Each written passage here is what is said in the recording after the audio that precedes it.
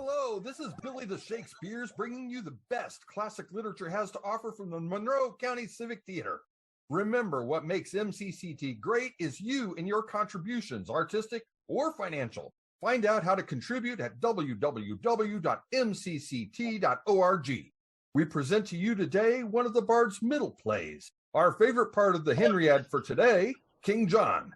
The play is named for John, but man, do I think that King Philip is one cool cat. Here is King John from the MCCT.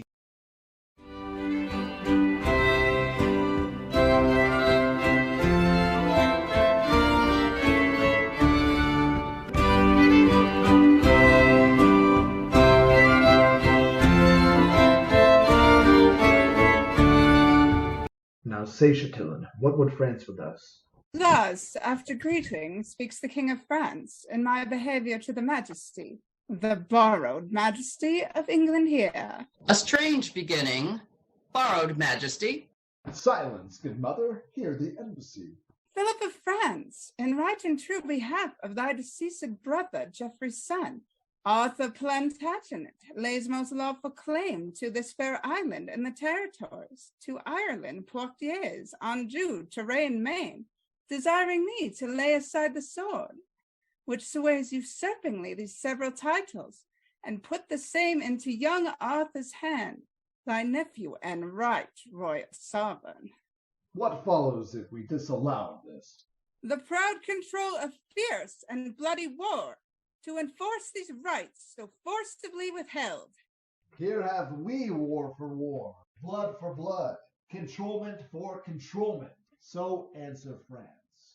Then take my king's defiance from my mouth, the farthest limit of my embassy.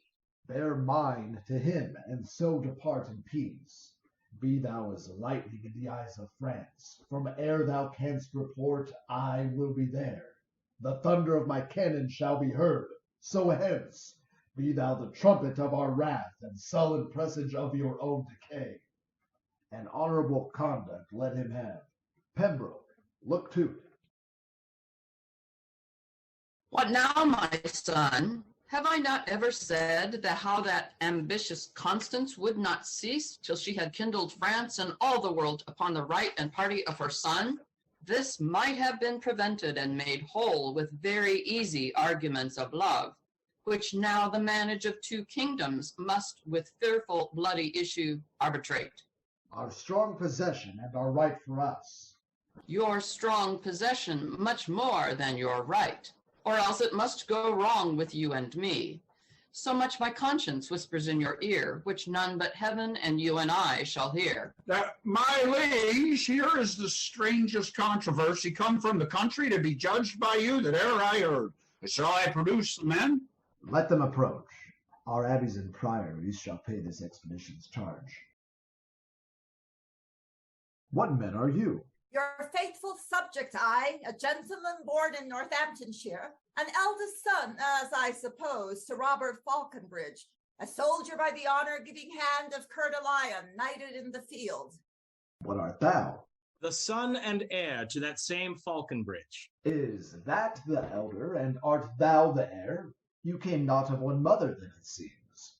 Most certain of one mother, mighty king, that is well known, and, as I think, one father. But for the certain knowledge of that truth, I put you o'er to heaven and to my mother. Of that I doubt, as all men's children may. Out on thee, rude man! Thou dost shame thy mother, and wound her honor with this diffidence. I, madam? No, I have no reason for it. That is my brother's plea, and none of mine. The which, if he can prove, pops me out at least from fair £500 a year. Heaven guard my mother's honor and my land. A good blunt fellow. Why, being younger born, doth he lay claim to thine inheritance? I know not why, except to get the land. But once he slandered me with bastardy. But where I be as true begot or no, that I still lay upon my mother's head. But that I am as well begot, my liege, fair fall the bones that took the pains for me. Compare our faces and be judge yourself. If old Sir Robert did beget us both, and were our father, and this son like him, oh, old Sir Robert, father. On my knee I give heaven thanks I was not like to thee.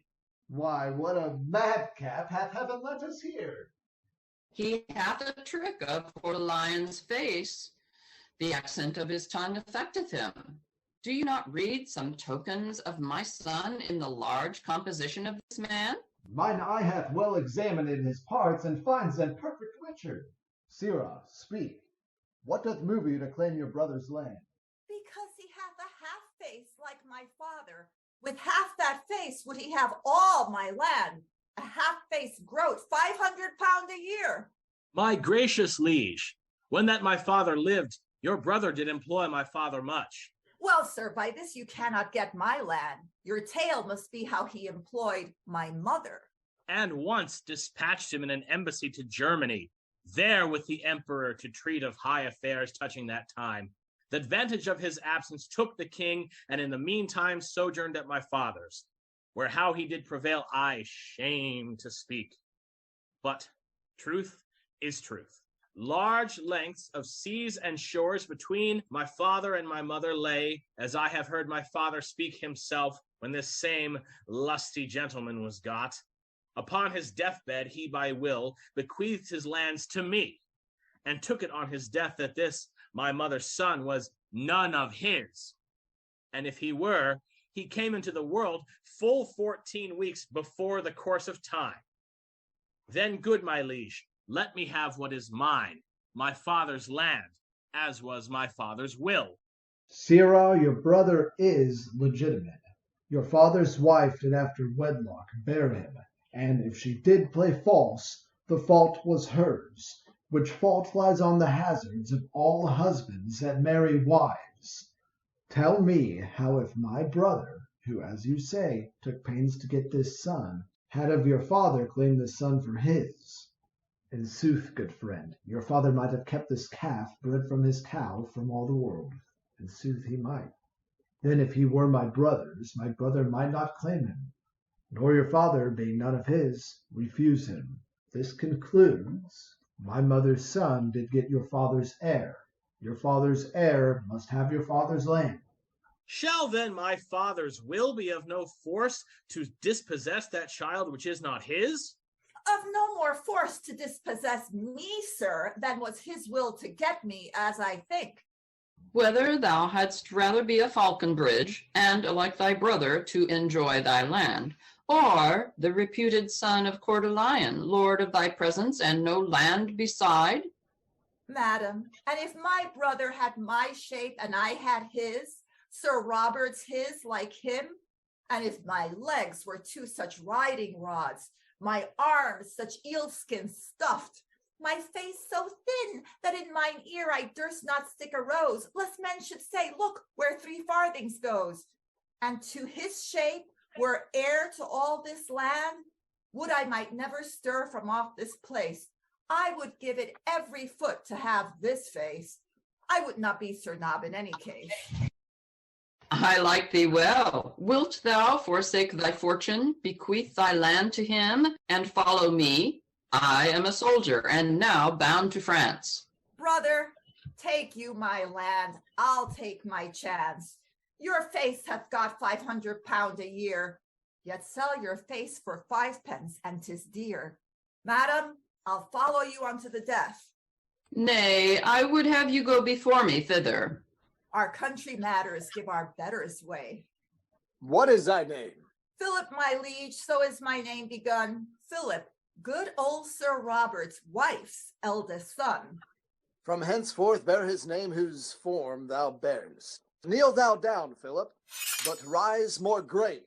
Arise, Sir Richard and Plantagenet. Brother, by the mother's side, give me your hand. My father gave me honor, yours gave land. Now blessed be the hour by night or day when I was got, Sir Robert was away. The very spirit of Plantagenet. I am thy grandam, Richard, call me so. Madam, by chance, but not by truth. What though? Something about a little from the right, and at the window, or else o'er the hatch. Who dares not stir by day must walk by night. And half is half, however men do catch. Near or far off, well won is still well shot. And I, howe'er I was begot. Go, Falconbridge. Now hast thou thy desire. A landless knight makes thee a landed squire. Come, madam, and come, Richard. We must speed for France, for it is more than need.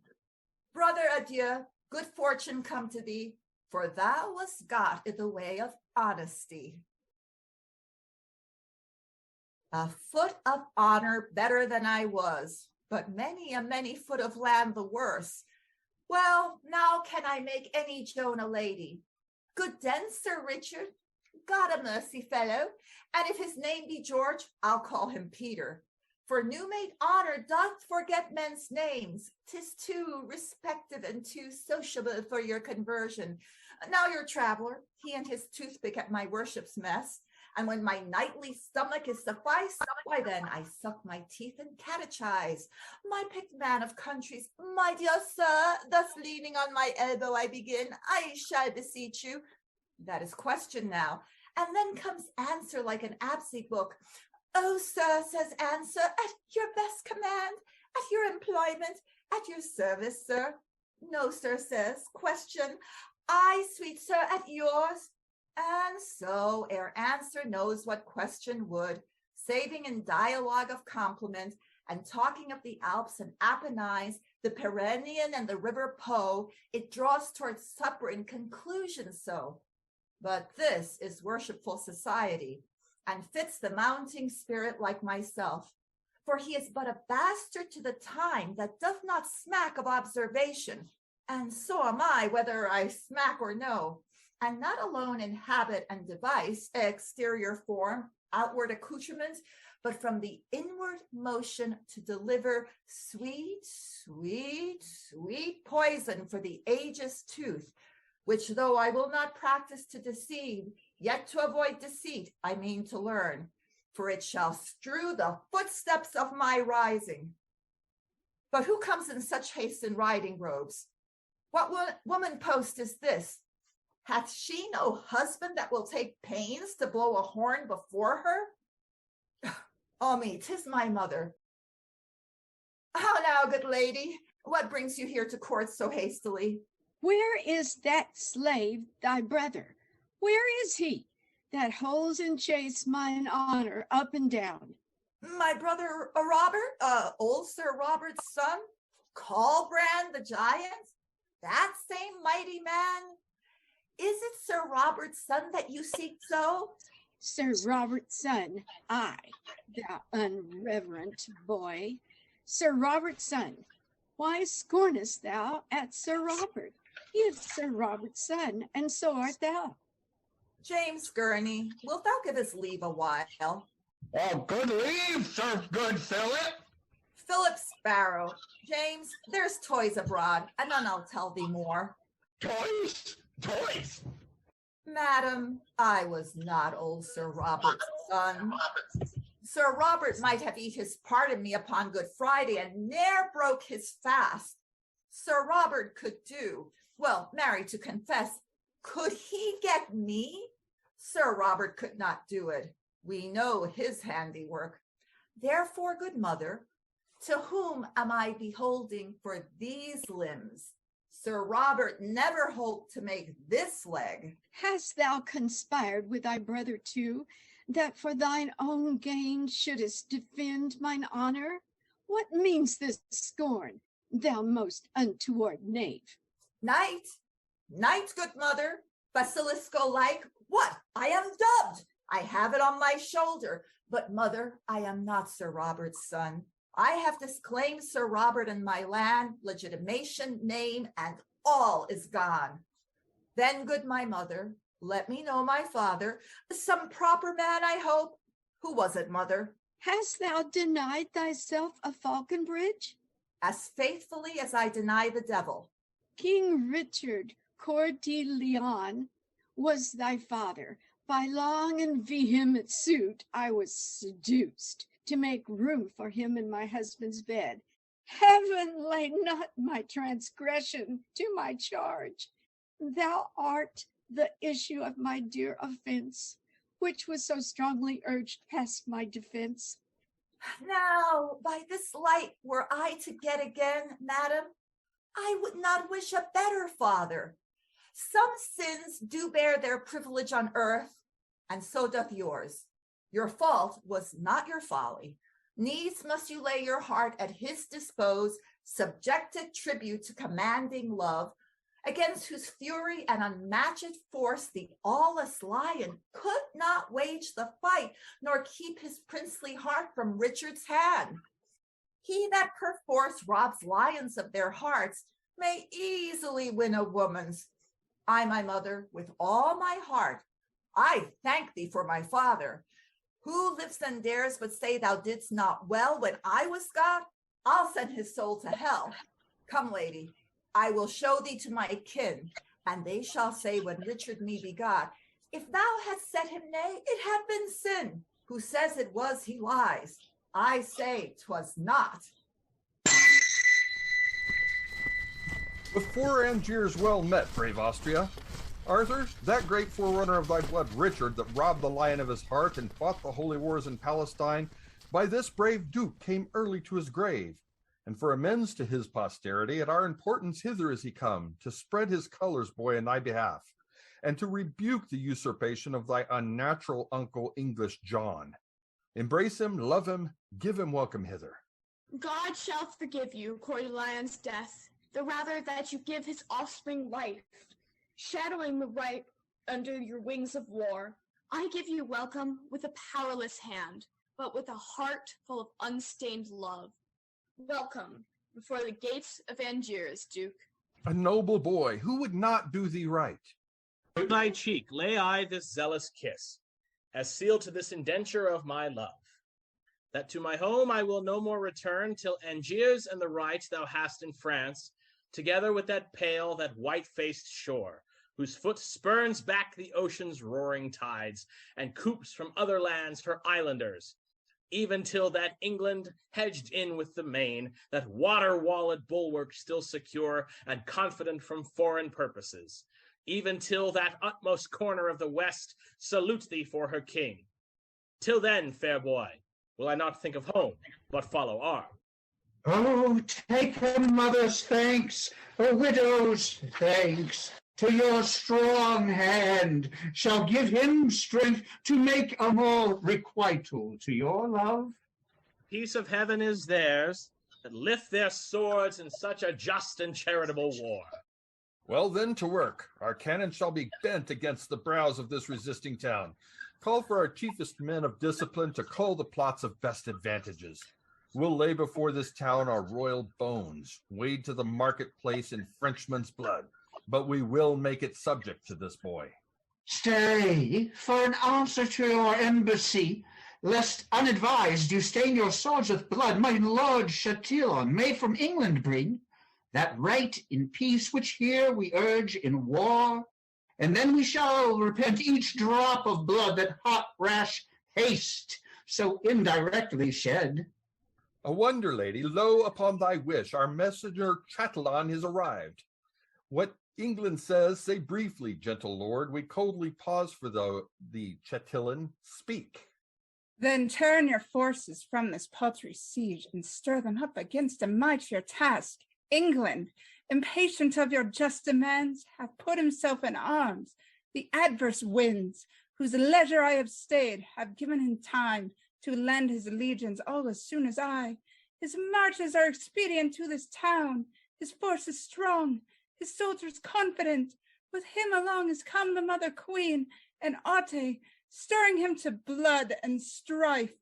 With her the Lady Blanche of Spain, with them a bastard of the king's deceased, and all the unsettled humors of the land, rash, inconsiderate, fiery voluntaries, with ladies' faces and fierce dragon spleens, have sold their fortunes at their native homes, bearing their birthrights proudly on their backs, to make a hazard of new fortunes here. In brief, a braver choice of dauntless spirits than now the English bottoms have waft o'er, than now did never float upon the swelling tide to do offense and scathe in Christendom.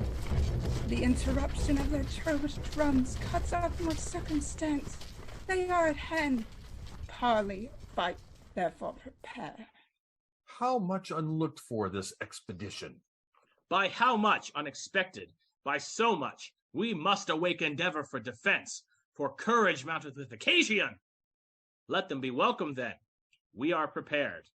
Peace be to France, if France in peace permit our just and lineal entrance to our own.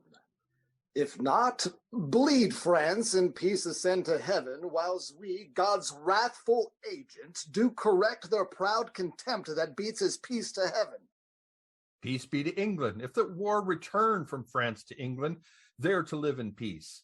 England we love, and for that England's sake we burden our armor, here we sweat.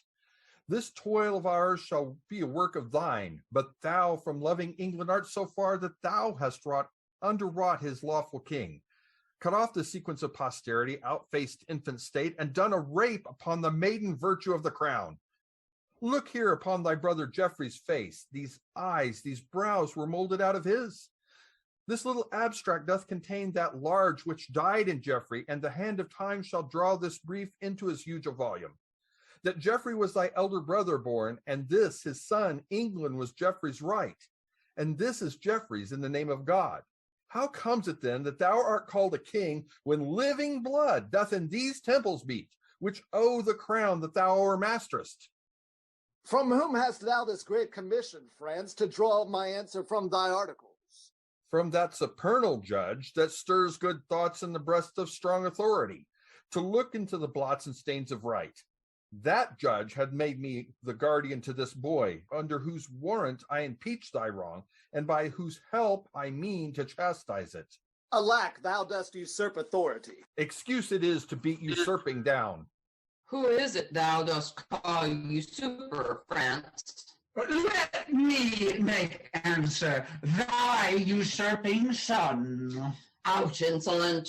Thy bastard shall be king, that thou mayst be a queen and check the world? Oh, my bed was ever to thy son as true as thine was to thy husband, and this boy liker in feature to his father Geoffrey than thou and John, in manners being as eke as rain to water, or devil to his dam. My boy, a bastard! By my soul, I think his father was never as true begot. It cannot be, and if thou wert his mother... There's a good mother, child, that blots thy father. Oh, there's a good grandam boy that would blot thee. Peace! Hear the crier. What the devil art thou? One that will play the devil, sir, with you, and I may catch your hide and you alone. You are the hare of whom the proverb goes, whose valor plucks dead lions by the beard. I'll smoke your skin coat and I catch you right. Sirrah, look to it. If faith, I will, if faith. Oh, well, he did become that lion's robe that did disrobe the lion of that robe. It lies as silently on the back of him as great Alcides shows upon an ass. But ass, I'll take that burden from your back, or lay on that shall make your shoulders crack. What cracker is this same that deafs our ears with this abundance of superfluous breath? King Philip, determine what we shall do straight. Women and fools, break off your conference. King John, this is the very sum of it all. England and Ireland and Jew to reign, Maine, in the right of Arthur do I claim of thee. Wilt thou resign them and lay down thy arms? My life is soon. I do defy thee, France. Arthur of Britain, yield thee to my hand, and out of my dear love I'll give thee more than e'er the coward hand of France can win. Submit thee, boy. Come to thy grandam, child. Oh, do, child. Go it to grandam, child. Give grandam kingdom, and grandam will give it a plum, a cherry, and a fig. Oh, there's a good grandam. Good my niece! I would that I were laid low in my grave. I'm not worth this coil that's made for me. His mother shames him so. Poor boy, he weeps. Oh, now shame upon you, where she does or no. His grandam's wrong and not his mother's shames. Draw those heaven-moving pearls from his poor eyes, which heaven shall intake in nature of a fee. I, with these crystal beads, shall be bribed to do him justice and revenge on you. Thou monstrous slanderer of heaven and earth. O thou monstrous injurer of heaven and earth, call me not slanderer. Thou and thine usurp the dominations, royalties, and rights of this oppressed boy, this thy eldest son's son, infortunate in nothing but in thee. Thy sins are visited in this poor child. The cannon of the law is laid on him, being but the second generation removed from thy sin-conceiving womb. Bedlam have done. I have but this to say, that he is not only plagued for her sin, but God hath made her sin, and her the plague on this removed issue, plagued for her. And with her plague, her sin, his injury, her injury, the beadle to her sin, all punished in the person of this child, and all for her, a plague upon her. Thou unadvised scold, I can produce a will that bars the title of thy son. Oh, I, who doubts that? A will, a wicked will, a woman's will, a cankered grandam's will. Peace, lady, or be more temperate. It ill beseems this presence to cry aim to these ill-tuned repetitions. Some trumpet summon hither to these walls the men of Angiers. Let us hear them speak, whose title they admit, Arthur's or John's.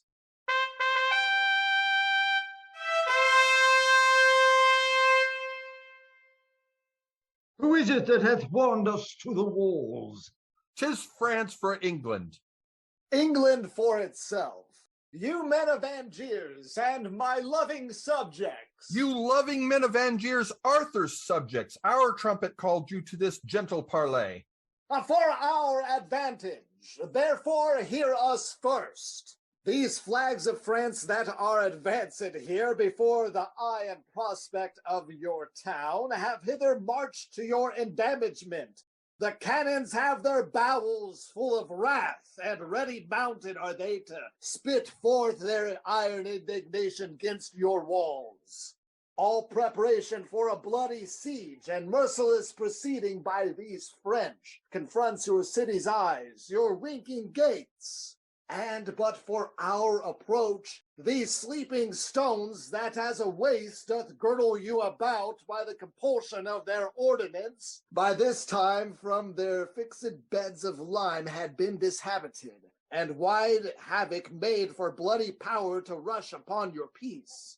But on the sight of your lawful king, who painfully with much expedient march have brought a countercheck before your gates to save unscratched your city's threatened cheeks. Behold the French, amazed, vouchsafe a parley, and now, instead of bullets wrapped in fire to make a shaking fever in your walls, they shoot but calm words, folded up in smoke to make a faithless error in your ears. Which trust accordingly, kind citizens, and let us in. Your king, whose labored spirits forewearied in this action of swift speed, craves harborage within your city wall. When I have said, make answer to us both. Lo, in this right hand, whose protection is most divinely vowed upon the right, of him it holds stands young Plantagenet, son to the elder brother of this man, and king o'er him and all he enjoys. For this downtrodden equity we tread in warlike march these greens before your town, being no further enemy to you than the constraint of hospitable zeal in the relief of this oppressed child religiously provokes. Be pleased then to pay duty which you truly owe to him that owes it, namely to this young prince. And then our arms, like to a muzzled bear, save an aspect, hath all offense sealed up. Our cannon's malice vainly shall be spent against the invulnerable clouds of heaven, and with a blessed and unvexed retire, with unhacked swords and helmets all unbruised, we will bear home that lusty blood again, which we came here to spout against your town, and leave your children, wives, and you in peace. But if you fondly pass our proffered offer, 'tis not the roundour of your old-faced walls can hide you from our messengers of war. Though all these English and their discipline were harbored in their rude circumference, Then tell us, shall your city call us Lord in that behalf which we have challenged it? Or shall we give signal to our rage and stalk in blood to our possession? In brief, we are the King of England's subjects, and for him and in his right we hold this town. Acknowledge then the king, and let me in. That can we not, but he that proves the king, to him will we prove loyal. Till that time have we rammed up our gates against the world. Doth not the crown of England prove the king? And if not that, I bring you witnesses. Twice 15,000 hearts of England's breed. Bastards and else. To verify our title with our lives. As many and as well-born bloods as those, Some bastards too. stand in his face to contradict his claim. Till you compound whose right is worthiest, we for the worthiest hold the right from both. Then God forgive the sin of all those souls that to their everlasting residence before the dew of evening fall shall fleet in dreadful trial of our kingdom's king. Amen, amen. Mount chevaliers to arms. Saint George that swing the dragon and ere since sits on horse's back at mine hostess door, teach us some fence. Sirrah, were I at home at your den, Sirrah, with your lioness, I would set an ox head to your lion's hide and make a monster of you. Peace! No more! Oh, tremble, for you hear the lion roar. Up higher to the plain, where we'll set forth in best appointment all our regiments. Speed then to take advantage of the field. It shall be so, and at the other hill command the rest to stand. God and our right. You men of Angiers, open wide your gates and let young Arthur, Duke of Britain, in, who, by the hand of France this day hath made much work for tears, and many an English mother whose sons lie scattered on the bleeding ground, many a widow's husband groveling lies, coldly embracing the discolored earth. And victory with little loss doth play upon the dancing banners of the French who are at hand, triumphantly displayed, to enter conquerors and to proclaim Arthur of Britain, England's king and yours.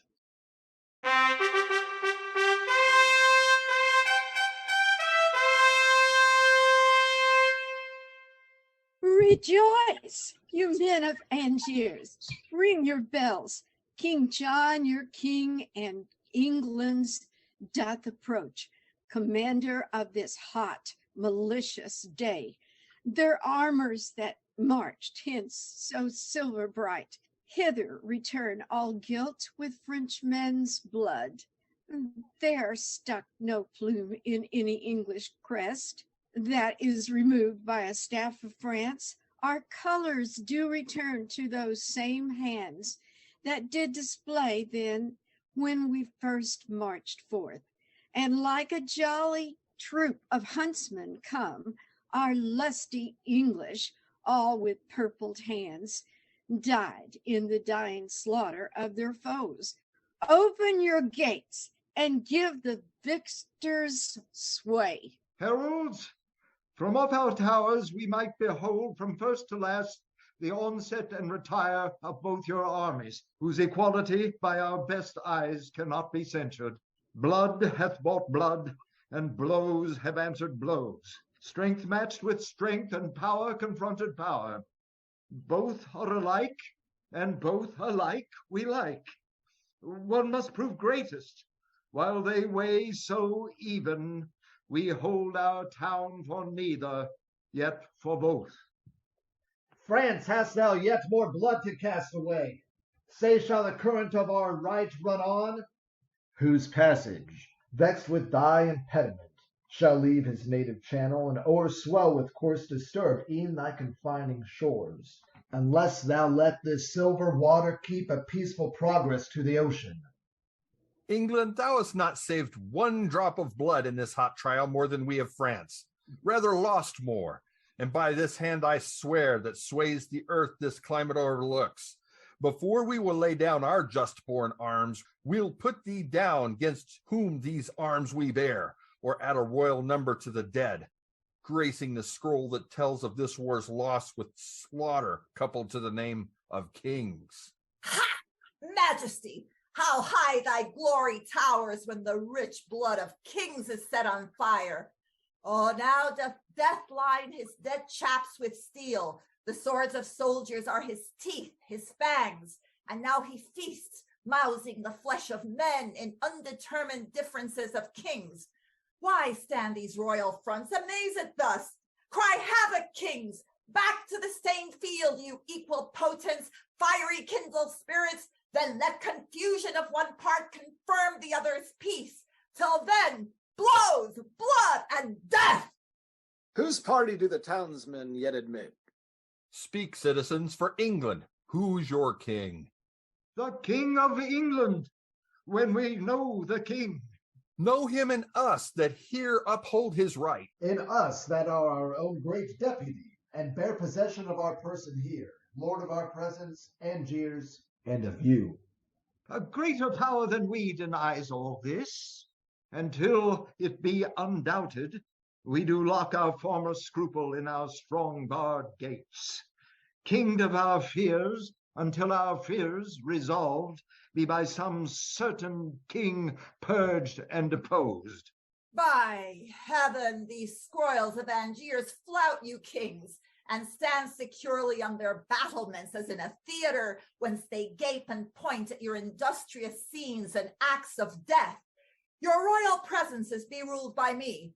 Do like the mutants of Jerusalem. Be friends a while, and both conjointly bend your sharpest deeds of malice on this town. By east and west, let France and England mount their battering cannon, charge to the mouths, till their soul-fearing clamors have brawled down the flinty ribs of this contemptuous city. I play incessantly upon these jades, even till unfenced desolation leave them as naked as the vulgar air. That done, dissever your united strengths, and part your mingled colors once again, turn face to face and bloody point to point. Then in a moment, Fortune shall cull forth out of one side her happy minion, to whom in favor she shall give the day, and kiss him with a glorious victory. How like you this wild counsel, mighty states? Smacks it not something of the policy? Now, by the sky that hangs above our heads, I like it well. France, shall we knit our powers and lay this Angiers e'en with the ground? Then after fight, who shall be king of it? And if thou hast the mettle of a king, being wronged as we are by this peevish town, turn thou the mouth of thy artillery, as we will ours, against these saucy walls.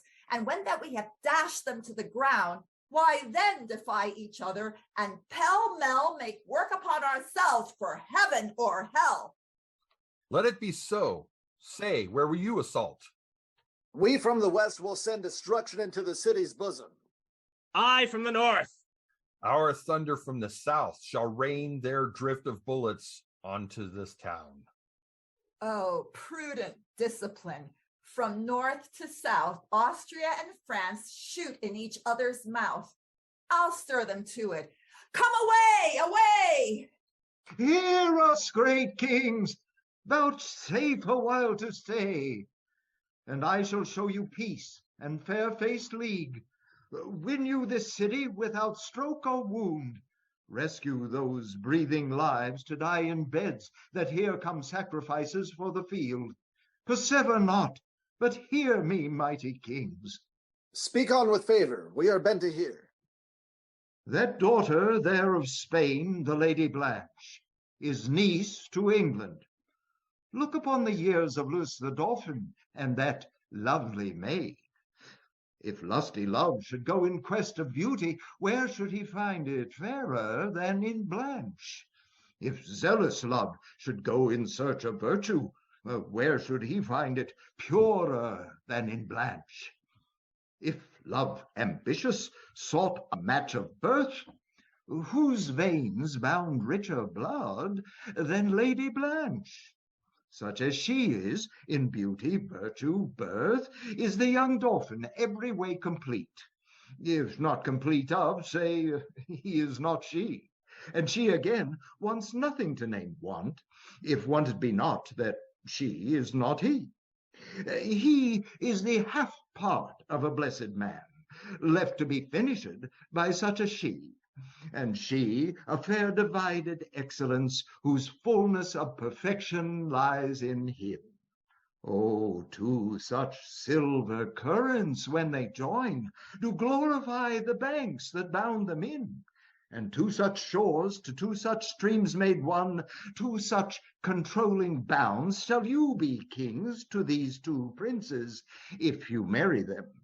This union shall do more than battery can to our fast-closed gates, for at this match, with swifter speed than powder can enforce, the mouth of passage shall we fling wide ope, and give you entrance. But without this match, the sea enraged is not half so deaf, lions more confident, mountains and rocks more free from motion. No, not death himself, in mortal fury half so peremptory as we to keep this city. Here's a stay that shakes the rotten carcass of old death out of his rags. Here's a large mouth indeed that spits forth death and mountains, rocks, and seas, talks as familiarly of roaring lions as maids of 13 do of puppy dogs. What can an ear begot this lusty blood? He speaks plain cannon fire and smoke and bounds. He gives the bastinado with his tongue. Our ears are cudgeled. Not a word of his but buffets better than a fist of France. Zounds! I was never so bethumped with words since I first called my brother's father Dad. Son, list to this conjunction, make this match. Give with our niece a dowry large enough, for by this knot thou shalt so surely tie thy now unsured assurance to the crown, that yon green boy shall have no son to ripe the bloom that promiseth a mighty fruit. I see a yielding in the looks of France. Mark how they whisper. Urge them while their souls are capable of this ambition, lest zeal, now melted by the windy breath of soft petitions, pity, and remorse, cool and congeal again to what it was. Why answer not the double majesties this friendly treaty of our threatened town? Speak England first, that hath been forward first to speak unto this city. What say you? If that the dolphin there, thy princely son, can in this book of beauty read I love, her dowry shall weigh equal with a queen, for Anjou and fair Touraine, Maine, Poitiers, and all that we upon this side the sea, except this city now by us besieged, find liable to our crown and dignity, shall gild her bridal bed and make her rich in titles, honors, and promotions, as she in beauty, education, blood holds hands with any princess of the world. What sayest thou, boy? Look in the lady's face. I do, my lord, and in her eye I find a wonder, or a wondrous miracle. The shadow of myself formed in her eye, which, being but the shadow of your son, becomes a sun, and makes your son a shadow. I do protest I never loved myself till now in fixed I beheld myself drawn in the flattering table of her eye. Drawn in the flattering table of her eye, hanged in the frowning wrinkle of her brow, and quartered in her heart, he doth espy himself love's traitor. This is pity now, that hanged and drawn and quartered there should be in such a love so vile a lout as he. My uncle's will in this respect is mine. If he see aught in you that makes him like that anything he sees in you which moves his liking, I can with ease translate it to my will. Or, if you will, to speak more properly, I will enforce it easily to my love. Further, I will not flatter you, my lord, that all I see in you is worthy love, and this, that nothing do I see in you, though churlish thoughts themselves should be your judge, that I can find should merit any hate. What say these young ones? What say you, my niece? That she is bound in honor still to do what you in wisdom still vouchsafe to say. Speak then, Prince Dolphin. Can you love this lady? Nay, ask me if I can refrain from love, for I do love her most unfeignedly. Then do I give Vauclin, Touraine, Maine, Poitiers, and Anjou, these 5 provinces with her to thee in this edition more, full 30,000 marks of English coin. Philip of France, if thou be pleased withal, command thy son and daughter to join hands.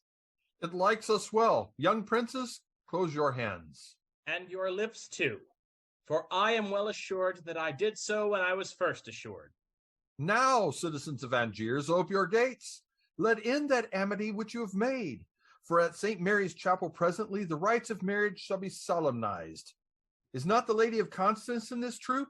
I know that she is not. For this match-up, her presence would have interrupted much. Where is she and her son? Tell me, who knows?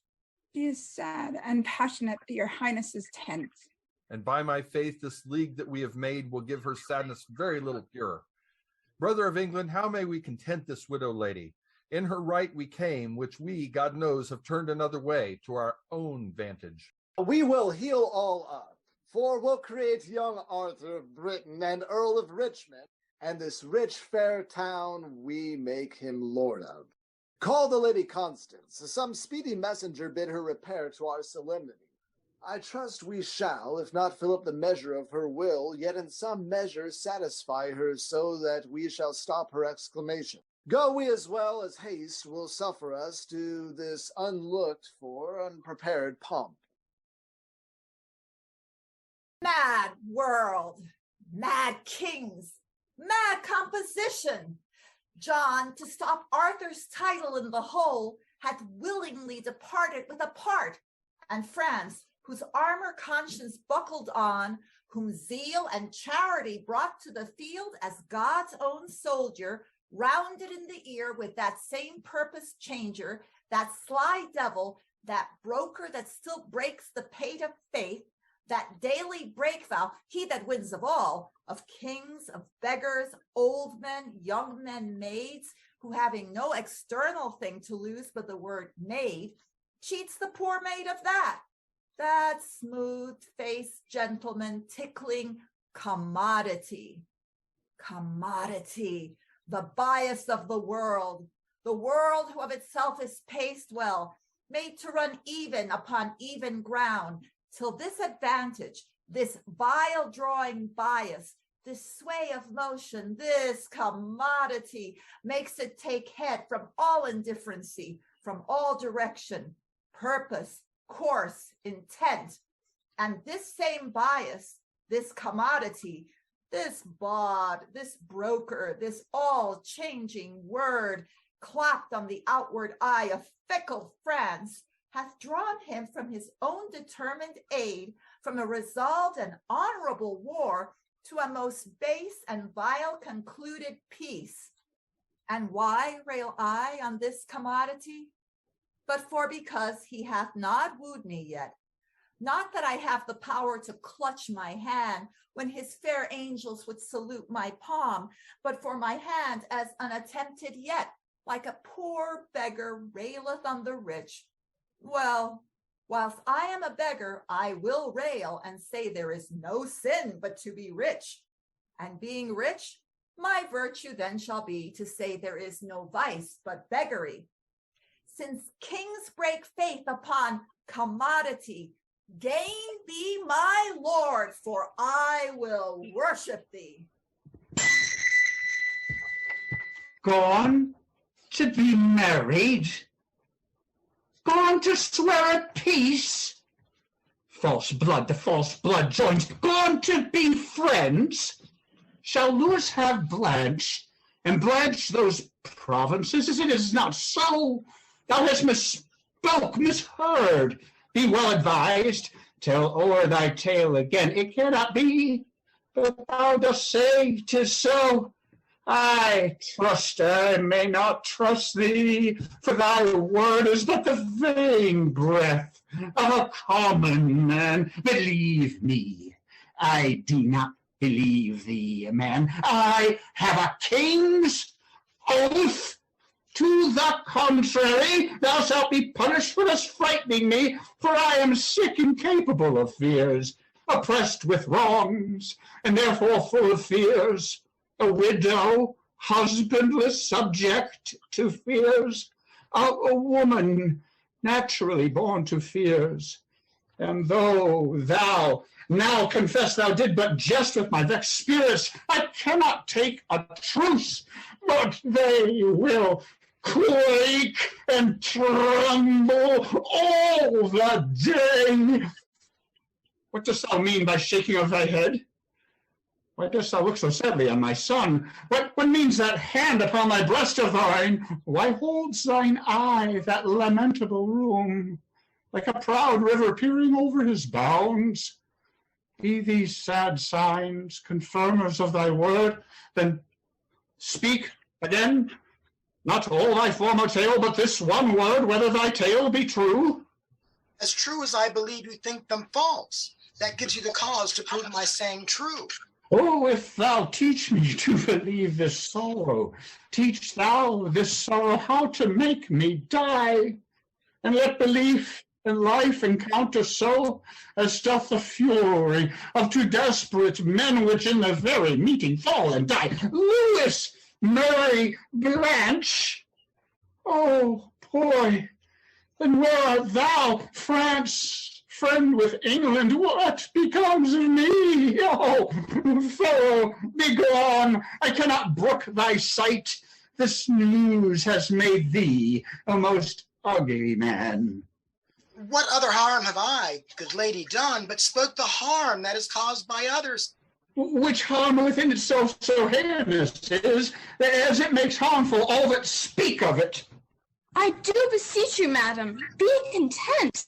If thou that's bid me be content were grim, ugly, slanderous to thy mother's womb, full of unpleasing blots and sightless stains, lame, blot prodigious, the very patched with foul moles and eye-offending marks, I would not care.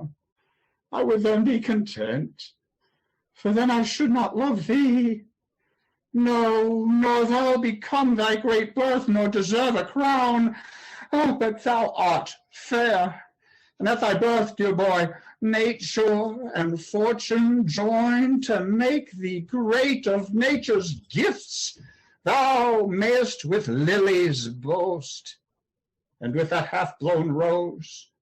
But fortune, oh, she is corrupted, changed, and won from thee she adulterates hourly with thine Uncle John, and with her golden hand hath plucked on France, to tread down fair respect of sovereignty, and made his majesty the bawd to theirs. France is a bawd to fortune, and King John, that strumpet, fortune, that's usurping John. Tell me, thou fellow, is not France forsworn? Envenom him with words, or get thee gone, and leave those woes alone which I alone am bound to underbear. Pardon me, madam. I may not go without you to the king's. Oh, thou mayest, thou shalt. I will not go with thee. I will instruct my sorrows to be proud, for grief is proud and makes his owner stoop to me, and to the state of my great grief. Let kings assemble, for my grief so great that no supporter but the huge firm earth can hold it up. Here I and sorrow sit. Here is my throne. Bid kings come bow to it. 'Tis true, fair daughter, and this blessed day ever in France shall be kept festival.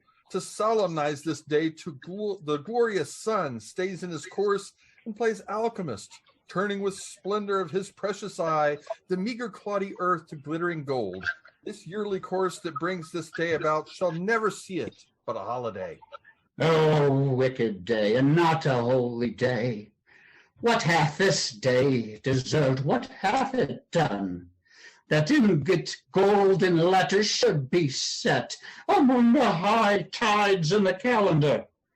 Nay, rather turn this day out of the week, this day of shame, oppression, perjury. Or, if it must stand still, let the wives with child pray their burden shall not fall this day, lest that their hopes prodigiously be crossed. But on this day let seamen fear no wreck, no bargains break that are not this day made, this day. All things begun come to ill end, yea, fate itself to hallow falsehood change. By heaven, lady, you shall have no cause to curse the fair proceedings of this day. Have I not pawned to you my majesty? You have beguiled me with a counterfeit resembling majesty, which being touched and tried proves valueless. You are forsworn, forsworn. You came in arms to spill mine enemy's blood, but now in arms you strengthen it with yours. The grappling vigor and rough frown of war is cold in amity and painted peace. And our oppression hath made up this league. Arm, you heavens, against these perjured kings! A widow cries. Be husband to me, heavens, let not the hour of this ungodly day wear out the day in peace, but ere sunset set armed discord twixt these perjured kings. Oh, hear me, hear me. Lady Constance, peace. War, war, no peace. Peace to me is war. Oh, Limoges, oh, Austria.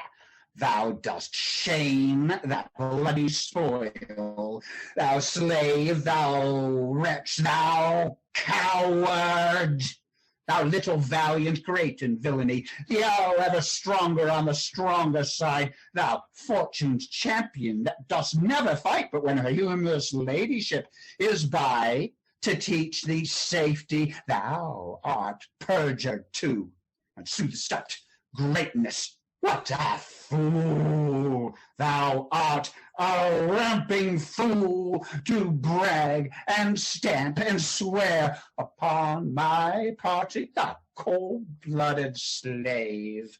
Hast thou not spoke like thunder on my side, him swore my soldier, bidding me depend upon thy stars, thy fortune, and thy strength, and dost thou now fall over to my foes? Thou wear a lion's hide, doff it for shame, and hang a calf skin on those recreant limbs. Oh, that a man should speak those words to me.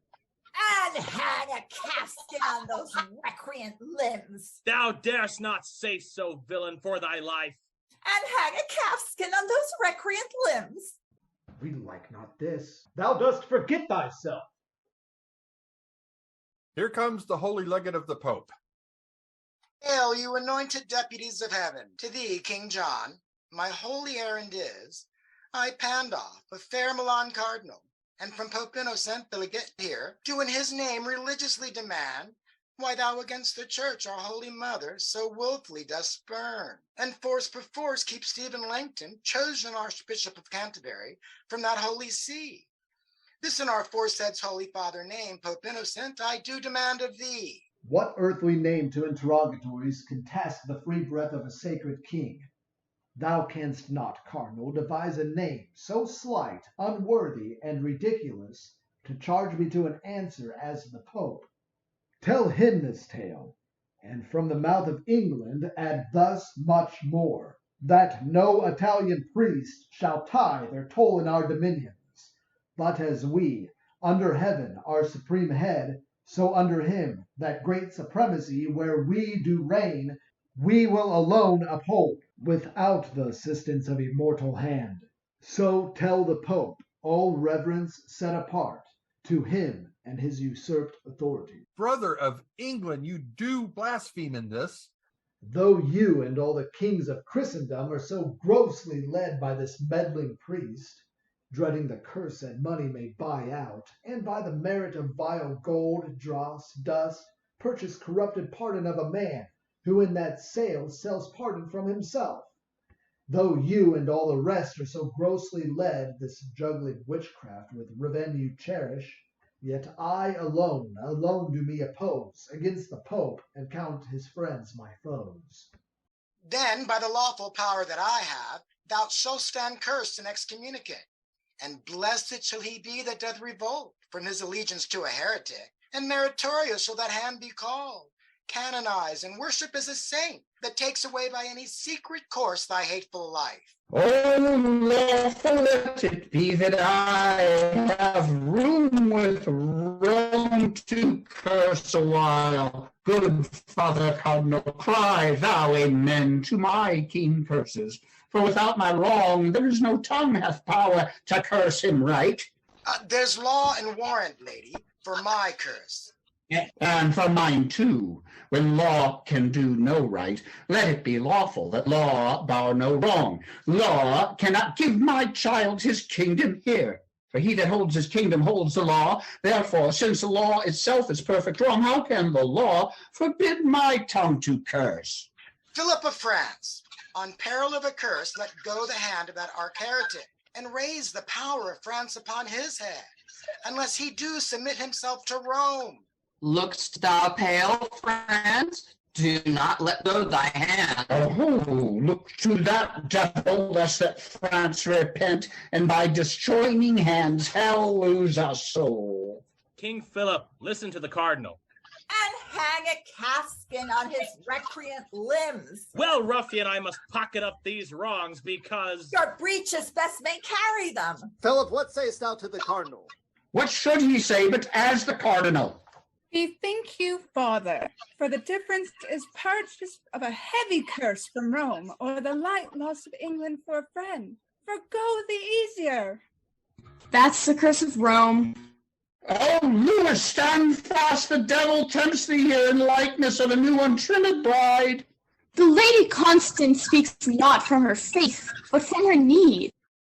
Oh, if thou grant my need, which only lives but by the death of faith, that need must needs infer this principle, that faith would live again by death of need. Oh, then tread down my need, and faith mounts up. Keep my need up, and faith is trodden down.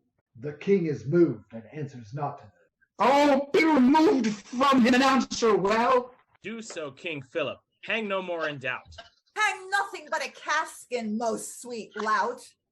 I am perplexed and know not what to say. What canst thou say but will perplex thee more?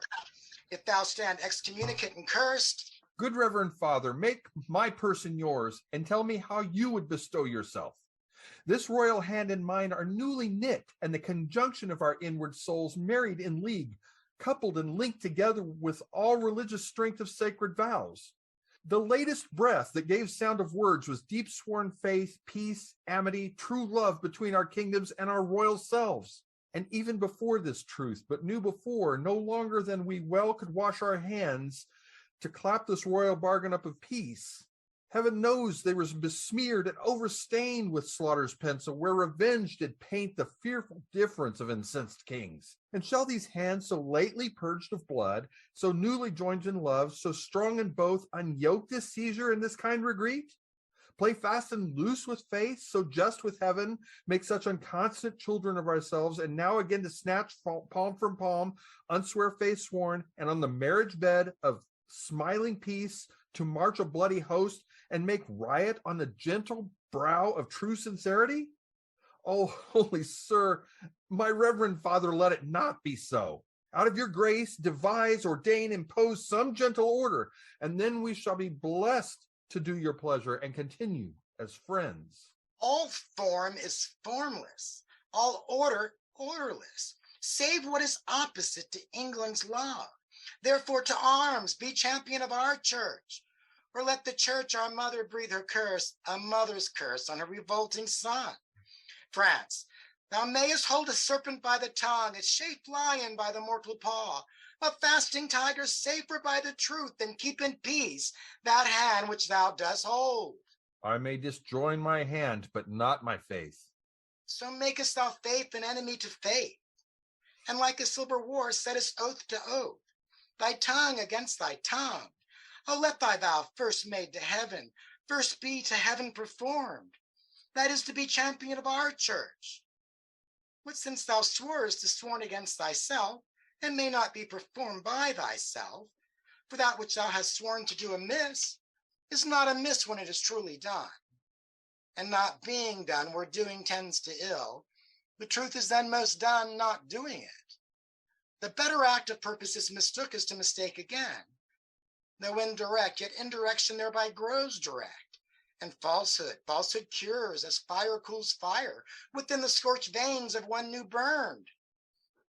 It is religion that doth make vows kept, but thou hast sworn against religion by what thou swearest against the thing thou swearest, and makest an oath the surety for thy truth against an oath. The truth thou art unsure to swear, swears only not to be forsworn, else what a mockery of which should it be to swear? But thou dost swear only to be forsworn, and most forsworn to keep what thou dost swear. Therefore thy later rebellions against thy first is in thyself rebellion to thyself. And better conquest never canst thou make than are thy constant and thy nobler parts against these giddy loose suggestions upon which better part our prayers come in, if thou vouchsafest them. But if not, then know, the peril of our curses light on thee so heavy, as thou shalt not shake them off, but in despair die under their black weight. Rebellion! Flat rebellion! Wilt not be? Will not a calfskin stop that mouth of thine? Father, to arms! Upon thy wedding day, against the blood that thou hast married? What, shall our feast be kept with slaughtered men? Shall braying trumpets and loud churlish drums, clamors of hell be measures to our pomp? O husband, hear me! I, alack, how new is husband in my mouth? Even for that name, which till this time my tongue did ne'er pronounce, upon thy knee I beg, go not to arms against mine uncle. Upon my knee, made hard with kneeling, I do pray to thee, thou virtuous dolphin, alter not the doom forethought by heaven. Now shall I see thy love. What motive may be stronger with thee than the name of wife? That which upholdeth him that he upholds his honor. O thine honor, Lewis, thine honor. I muse your majesty doth seem so cold, when such profound respects do pull you on.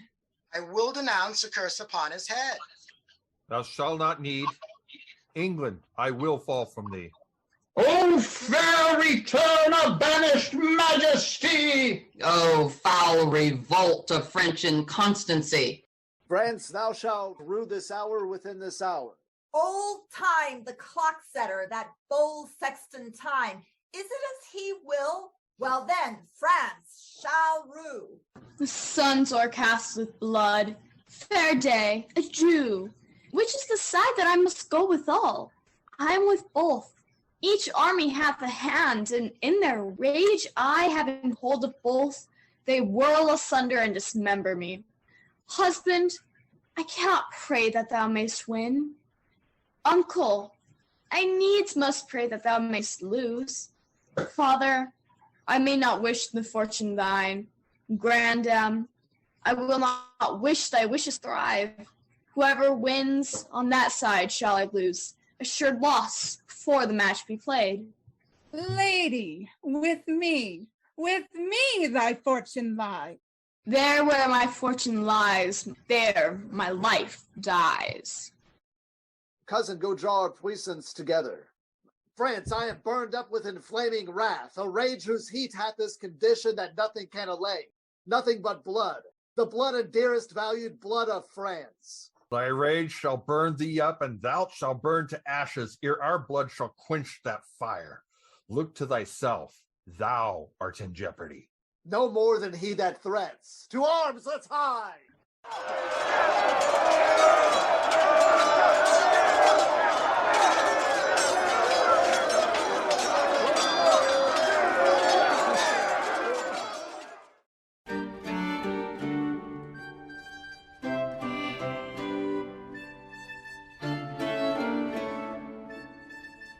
Adeline Jones, Bill Govey, Diane Shoemaker, Eric P. Van Gucht, Heather Lee Cameron, Janet Templeton Heise, Jason Lopez, Marty Casado, Roy Sillings, Steve Heise, Zilia Balkansky say yes.